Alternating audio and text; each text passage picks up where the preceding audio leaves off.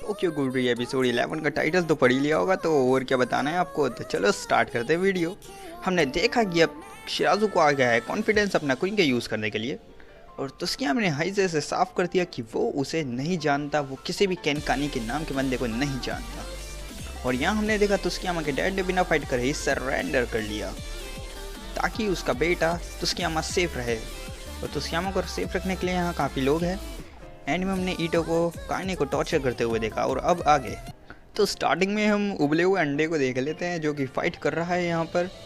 और जब तुस्कियामा का सर्वेंट उनकी सेफ्टी के लिए जाता है किचिमा अंडे को मारने, तो वो बंदा ब्रेड की तरह उसके दो टुकड़े कर देता है। और क्विंग स्क्वाड भी उसी बिल्डिंग की सभी गूल से फाइट कर रहे हैं। और फिर हम देखते हैं तुस्कियामा को जो कि सभी को बाय कर रहा है, क्योंकि अब सभी मरने के लिए जाने वाले हैं इन्वेस्टिगेटर से फाइट करने के लिए। और हाँ, मात्सुमाई भी जाने वाली है। और तुस्कियामा कहता है कि आखिर तुम दोनों ने मास्क क्यों नहीं लगाया। और फिर वो कहता है कि मुझे बताओ, क्या तुम वापस आओगे। मात्सुमाई याद करती है कि किस तरह से वो प्रॉमिस करती थी, काफ़ी बढ़िया तरीका है प्रॉमिस करने का। तो मात्सुमाई कहती है कि मैं नहीं कर सकती, और वो उसे ज़िंदा रहने की एडवाइस देते हुए मौत को गले लगाने के लिए चली जाती है। फिर ओपनिंग के बाद ओपनिंग आती है। ओपनिंग के बाद हम देखते हैं, मैंने 2 बार बोल दिया, हम देखते हैं कि हाइजे को बिल्डिंग के टॉप पे जाने का ऑर्डर मिलता है। और उसका स्टाइल देखोगे तो अजीब लगेगा, क्योंकि निंजा की तरह जाता है ऊपर वो। फिर हाइजे ऊपर पहुंच जाता है और यहाँ हम देखते हैं यहाँ पर मात्सुमाई भी हारू के सामने आ जाती है। फिर हम देखें कि तुस्कियामा को जो हेलीकॉप्टर लेने आने वाला था उसे हाइजे या फिर कहूँ कि इन्वेस्टिगेटर्स उड़ा देते हैं। हाइजे कहता है, क्या तुम सरेंडर कर सकती हो? कम से कम अगर तुम ये करोगे तो तुम मरोगे नहीं। और फिर तुस्कियामा से एक जोर की किक मार के कहता है, सरेंडर? मैं सरेंडर नहीं करूँगा। मेरे फादर और सभी अपनी जान गंवाने के लिए भी तैयार हैं मुझे जिंदा रखने के लिए।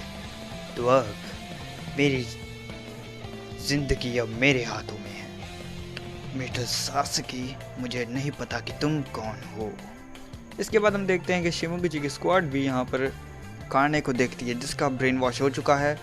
शिमोगुची उस पर अटैक करने के लिए ही जाता है, लेकिन काने उसका एक हाथ काट देती है। जिसके बाद वो जो उसकी दोनों पार्टनर है उससे भागने के लिए कहता है, लेकिन वो दोनों की दोनों मरने के लिए तैयार हो जाती है काने के हाथों, और उससे फाइट करने के लिए जाती है।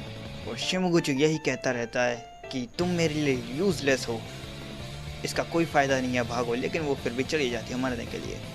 और यहाँ पर भी तगड़ी वाली फाइटिंग चालू है हारू और मात्सुमाई के बीच में, जिसमें जब मात्सुमाई हारने लगती है तो फिर वो नाम लेती है तुस्कियामा का, और फिर उसे अपने ऊपर थोड़ा कॉन्फिडेंस आता है। और फिर वो घुसा देती है अंदर अपना कागुने हारू के, जो कि उसके लिए काफ़ी डेंजरस है क्योंकि वो एक ह्यूमन है।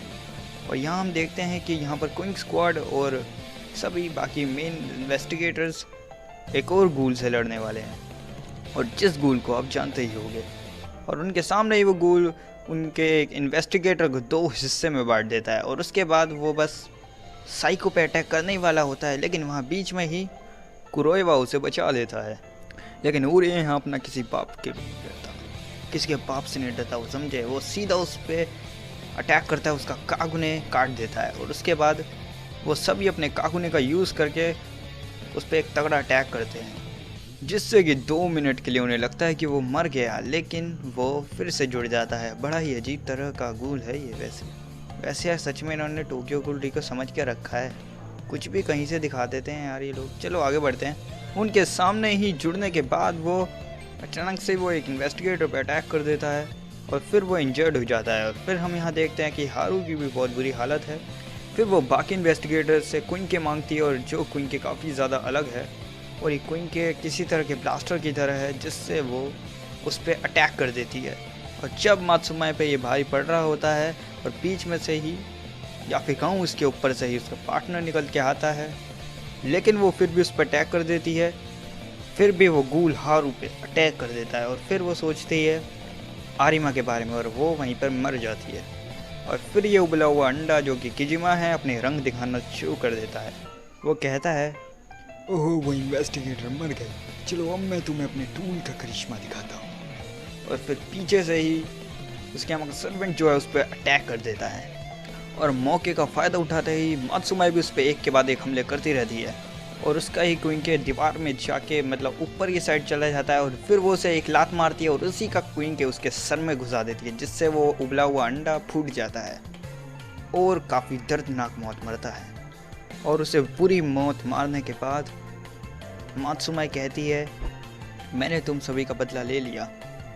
आपको याद हो तो अभी किजिमा ने ही त्सुकियामा फैमिली के काफ़ी सर्वेंट्स की जान ली थी, उसी का बदला उसने ले लिया। तो फिर हम देखते हैं कि जब मात्सुमाई फ्रूटा पे अटैक करती है तो फिर वो अपने बीच में ही एक इन्वेस्टिगेटर को अपनी शील्ड के लिए बना लेती है। मात्सुमाई कहती है कि तुमने उसे शील्ड की तरह यूज़ करा, शर्म आनी चाहिए। फिर हमें यहाँ पर फ्रूटा की ताकत का नमूना देखने को मिलता है। वो दोनों आंखें फोड़ देता है मात्सुमाई की और वही टूल उठाकर उसे मार देता है, क्योंकि अब उसे कुछ दिख नहीं रहा होता है, इसलिए उसके लिए मारना आसान हो जाता है। फिर हम देखते हैं यहाँ पर त्सुकियामा और हाइजे की फ़ाइट, और यहाँ पर तो अपना हाइजे उसे समझाने पे लगा है कि सरेंडर कर दो, ये कर दो, वो कर दो, लेकिन त्सुकियामा कहता है तुम्हारी ड्यूटी है मुझे रोकना और मेरी ड्यूटी है तुम्हें हराना और यहाँ से भाग जाना। फिर हाइजे सोचता है कि हाँ ये सही कह रहा है, और फिर वो दोनों एक बार और अपने सामने सामने आ जाते हैं और फिर वो दोनों टकराते हैं। और फिर हम देखते हैं कि हाइजे है ऊपर और त्सुकियामा है नीचे। नहीं, आप गलत समझ रहे हैं, मेरा मतलब है कि अब वो हारने वाला है। त्सुकियामा कहते हैं किल मी नाउ, लेकिन यहाँ पर हाइजे जिससे पहले कि कुछ करता वहाँ पर कोई आगे अचानक से ही उसका एक हाथ काट देता है, जिसके बाद हाइजे की चीखें बड़ी ज़ोरों की सुनने को मिलती है हमें, और हम देखते हैं कि ये काम काने ने करा है। और त्सुकियामा भी 2 मिनट के लिए सोचने लगता है कि क्या ये सच में काने हैं। फिर हम देखते हैं कि कुरुमोटो जो कि यहाँ पर इंजर्ड है, एक इन्वेस्टिगेटर उसे फर्स्ट्रेट करता है और फिर यहाँ पर वो फाइट करनी स्टार्ट कर देते हैं। और यहाँ पर वो गूल उन पर भारी पड़ रहा होता है, जिसकी वजह से शिराज़ू को अपने क्विंके की हेल्प लेनी ही पड़ती है।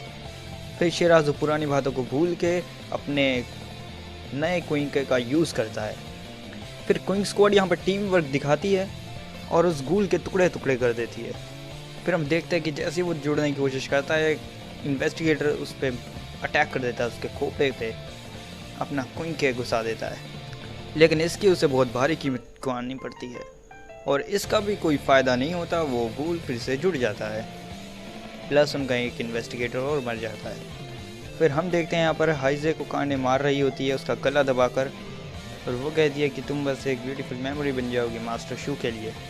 फिर हाइजे को आरिमा की बातें याद आती है कि वो उससे कहता था कि अपनी जॉब करो हाइजे, गूल्स को मारो। और फिर हाइजे अपनी आंखें खोलता है और उसकी गर्दन ही उड़ा देता है काने की, लेकिन वो फिर से जुड़ जाती है और उसके पेट के अंदर अपना कागुन घुसा देता है फाइट में ही। और फिर काने को अपनी पुरानी मेमोरीज याद आती हैं कि उसके फैमिली मेम्बर्स में वो अकेली बचती है और त्सुकियामा फैमिली में एज ए सर्वेंट काम करती है। फिर उसे याद आता है किस तरह से उसने उसका ब्रेन वॉश कराया था। हाँ, मैं ईटो के बारे में बात कर रहा हूँ, उसने उसका ब्रेन वॉश किया था। फिर हम वापस आते हैं, हम देखते हैं कि यहाँ पर हाइजे उसे हरा देता है और हम देखते हैं कि काने भी यहाँ किसी सोच में होती है मरने से पहले ही। और जब हाइजे उसे मारने के लिए बढ़ता है, बीच में ही त्सुकियामा उसे पकड़ लेता है। त्सुकियामा पकड़ के कहता है हाइजे को, काने यहाँ से दूर भाग जाओ। और फिर एपिसोड के एंड में हम देखते हैं ईटो को आउल फॉर्म में, और जो एपिसोड है वो भी यहीं पे ख़त्म हो जाता है। तो गाइस, अगर वीडियो अच्छी लगी हो तो लाइक करना, सब्सक्राइब करना और शेयर तो ज़रूर करना अपने दोस्तों के साथ। और मैं देख रहा हूँ तुम यार लाइक नहीं कर रहे यार, जितने लोग देखते हैं तो लाइक करा करो यार, कम से कम 50 लाइक तो कंप्लीट कर दो करो। मतलब जितने का टारगेट दूंगा ना तुम उतना ही करते, उससे ज़्यादा नहीं करते। तो चलो वो एम करते हैं इस वीडियो के लिए 28 लाइक का, तो जल्दी से कंप्लीट कर देना। और मैं सोच रहा हूँ कि एक एनिमे रिव्यू भी बना दूँ, आपका क्या ख्याल है इस बारे में तो मुझे बताना। और हाँ, मैं सोच रहा हूँ रेंट गर्लफ्रेंड पे एक एनिमे रिव्यू भी बना दूँ, तो आपका क्या ख्याल है इस बारे में मुझे ज़रूर बताना कमेंट करके। और इस एनिमे का सीज़न 2 के लिए तो यार मैं बहुत इंतज़ार कर रहा हूँ। तो फिर चलो इंस्टाग्राम पे फॉलो नहीं का तो कर देना, और बाकी अगली बार बात कर लेंगे। चलो फिर मिलेंगे आपसे मेरे नेक्स्ट वीडियो में, जब तक के लिए tata bye bye, see you sayonara.